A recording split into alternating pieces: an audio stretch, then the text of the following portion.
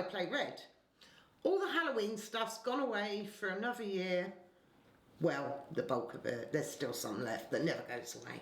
And we're looking at something completely different today. We are looking at Star Scrappers Orbital by Jacob Frixilius, which is a name some of you may have heard of before. It's the designer of Terraforming Mars. Now, this game was originally released as a game called Space Station many years ago. This is the revamped fancy version set in the Star Scrappers universe, published by Hexy Studios. So, let's have a look at the game. The game is played over 5 years, and we have a little card here that we move along as the game progresses. For a longer variant of the game, you can go to 6 years. Each player starts with a structural core module and 1 worker, along with 16 mega credits, which you'll use for various things over the course of the game. Our card display starts with 5 available core modules, 1 in each of the other colours, that you can buy and replace your structural core module with over the course of the game. Then our standard cards are here with 5. Players will draw 8 cards at the start of the game. 3, 4, 5, 6, 7, 8. And choose 5 of these 8 as their starting hand. So I'm going to take that one. Don't like that one. That's 5. The rest of the cards get discarded and shuffled back into the main deck, which, as you can see, is a pretty hefty deck of cards. The 6 different colours all represent slightly different facets of your space station. So, the red cards are structural and represent general functions. The green are biomodules and mostly help with providing crew. Yellow is commercial and will give you income. Support is orange, and these will help with building and repairs. Blue is scientific, and that will help with drawing cards, increasing your hand size. And purple is military, which is all about attacking other players or defending your base. So, players take 1 action and then pass. So it may be one player plays longer than another. I have my 1 worker and my money. So let's have a look at what I want to do. So, buying cards from the supply costs 1, 2, 3, 4 or 5 credits. Now, these cards won't actually restock until the beginning of the next year. So if I were to buy this card for 3 credits, these would move up and then they'd cost 1, 2, 3, 4 for the rest of the year, and so on. But I don't want that just yet. So let's have a look at what I want. Now, the life support module here is quite tasty because that's actually going to give me workers at the start of each year. So I think I'm going to buy that to start. So that will cost me 1 of my mega credits back in the supply, and I'm going to take it and it comes into my hand. To build a module, you must connect an entrance with an exit tubing. Building a module will cost 6 credits. So I pay my 6 into the bank and I pass, and it would be the next player's turn. If I were to play a second science module, a blue one, attached to this, it would actually cost me 1 less. So it would cost me 5 rather than the 6 I just paid there. As well as module cards, you also get action cards. Action cards are free to play and basically do what they say on the card. So here, this is research funds. So I'm going to gain 1 credit and 1 credit for each science module in my station. Currently, I just have the 1. So if I play that card, put it in the discard pile, I get 2 credits. Money is always really tight in this game, so it's well worth taking any opportunities you have of grabbing some extra money. Which is, how much money have I got left? 5, 6, 7, 8, 9, 10, 11. Is what I'm going to do, I think. Ooh. Yeah, this time. I'm going to play a gym. Now, I could place that there, or I could place it coming off my science card. But as I said before, cards are cheaper if you attach them to the same colour. So for now, I think I'm going to pop it over there, increasing my chances of attaching more blues. So that will cost me 6 mega credits. Take my 1 change. Now, this card not only protects my station against unfit crew, but it's also got an action that I need to place a worker on for. So, if I pop a worker on here, I'm going to gain 1 credit. So, that will be my next turn, giving me 6 to place my next and what will be my final card of the round. So I'm going to place life support, which is a bio module with the symbol down here, and that is going to cost me 6. So that would be the end of my turn. I have no workers left, I have no credits left. I do still have some cards in hand, but that's fine. Once all players have finished taking their actions, we move on to the end of year. The first thing we're going to do is score points. Players will get victory points for having the majority in each of the 6 standard colours. 1 point is awarded to the player with the most non-damaged module of each colour. So I have 1 blue, 1 red, 1 green, 1 yellow. Depending on what my opponents have, I could potentially gain 4 points. Don't forget, of course, this core module here. This will count towards your scoring at the end of the round. So this counts as 1 red module. Then we deal with the market. So we remove any cards that weren't bought during the round and replace with 5 new ones. So 1, 2, gosh, lots of events. 3, 4, 5. So these will be the cards that are available to us for the next year. Then players will remove any crew workers they have back to the supply and then count up their new crew. Now to do that, you're looking for this little symbol at the bottom of any of your modules. So I have 1 here for my core module and I have 2 on my life support module. So that will give me a total of 3 crew members for the next year. Then players gain 5 mega credits and you choose a colour.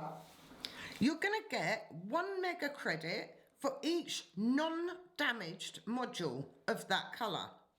Now, seeing as I only have 1 each, I'm just going to choose red, obviously, and gain 1 extra credit for my core module there. Then players draw 4 new cards from the deck and add them to their hand. However, unless cards dictate otherwise, I have a hand limit of 5. I currently have 6 cards, so I'm going to have to discard one of these. And I'm going to discard that. So I have 5 cards in hand. Then we're going to do maintenance on our space stations. Any damage tokens on modules get removed. Note that any damage modules won't count towards scoring because they still have damage counters on. So if I was scoring here, this blue wouldn't count. If this had been damaged, I wouldn't have got those extra crew members. So we'll talk about how you repair and damage modules in a bit. Then move the year marker down and move the start player token around the table and begin the next year. Now, looking at the cards here, we've got a meteor storm which damages modules. So let's buy that and show you how damage works. So it's furthest away from the deck. It costs me 1. I take it into my hand. Now, however, I've only got 1 money left, which isn't so good. So I'm going to place a crew member on here to gain 1 credit.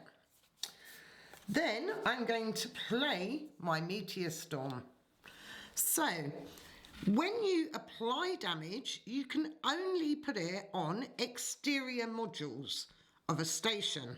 So if, for example, I'd place that there, we couldn't damage the education centre. It would have to be one of these. Obviously, it's stupid damaging my own station, so I wouldn't damage any of them, but you get my drift. So damage 1 or 2 exterior modules of a station. So let's say my opponent was playing this against me. They could pop damage tokens on those, ensuring that I wouldn't get the income from my storage module and I wouldn't get the workers from my life support module.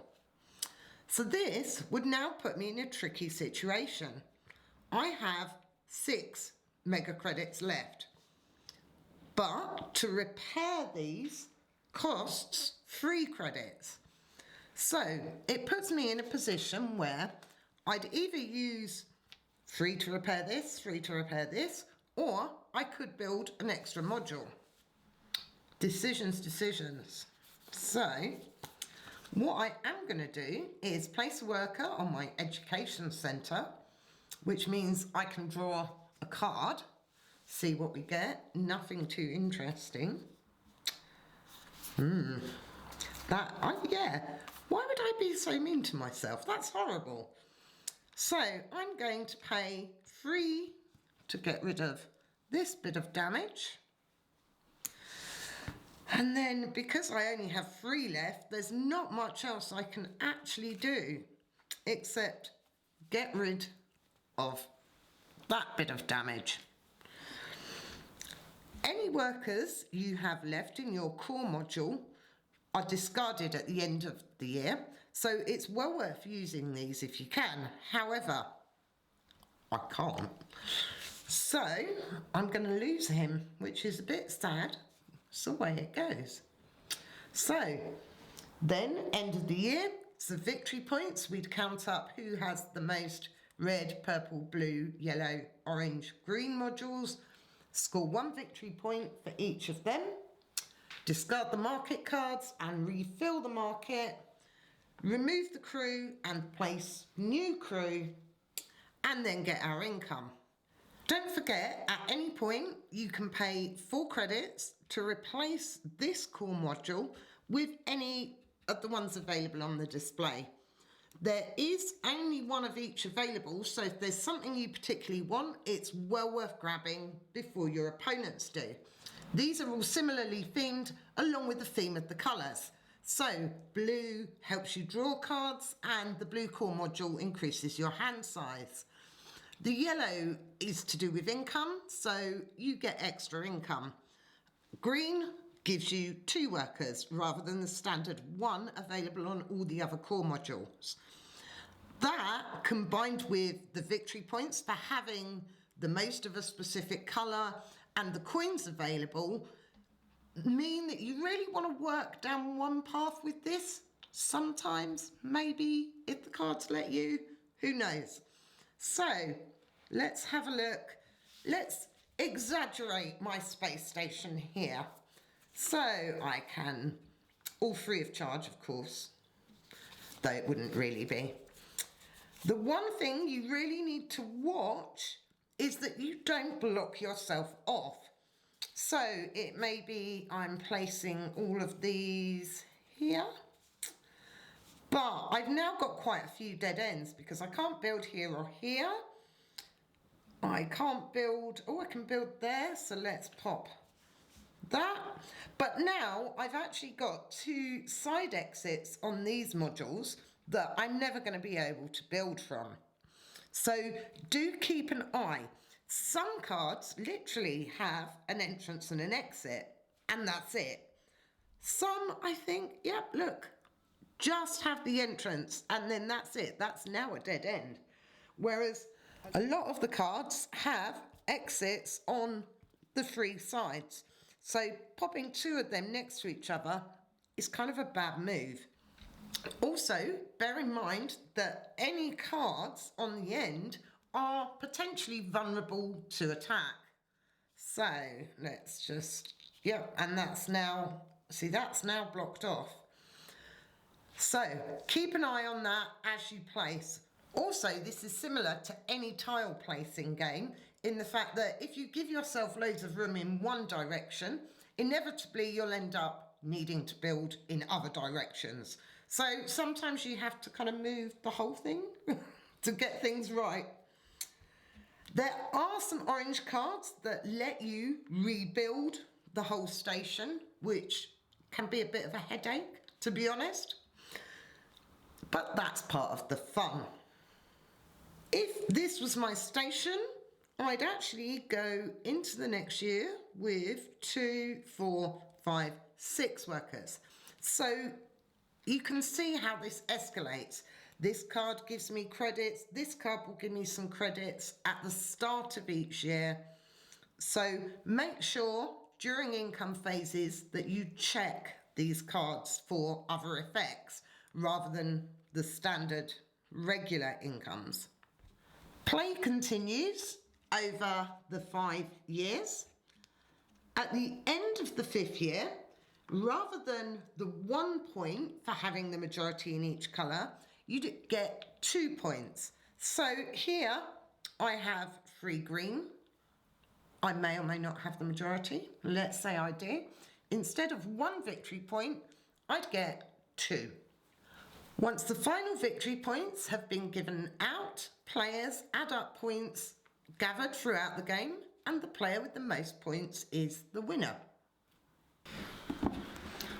Orbital has a lot of elements that are similar to Terraforming Mars. The take 1 action, keep playing until you can't play anymore. But it's also got a fun element like Galaxy Trucker, with the building your station and getting silly and elaborate and damaging modules. So it's kind of like if Terraforming Mars and Galaxy Truckers had a child, it would end up looking something a bit like this. If you like either of those games, I'd say this is a good choice for you. It plays up to 5 players in about 60 minutes. We've been doing a lot of 2-player games, which are coming in at about half an hour. We don't tend to play aggressively though. So I can envisage this game getting really mean with the right group. We're too nice. We have to live with each other through another month of lockdown, so we're not going to be that brutal. It's definitely got the card interaction and combo building element of Terraforming Mars, but in a far more accessible way. It's nowhere near as daunting when you pull it out the box, which is a good thing. Star Scrappers Orbital will be launching on Kickstarter very soon. I'll make sure when it does, I put the link in the description below, along with everything else. Hope you like this video. If you did, click like and subscribe. Come and say hello to me on all the other socials. I'm on Facebook, Instagram, Twitter. I play red. Thanks for watching. See you next time. Bye.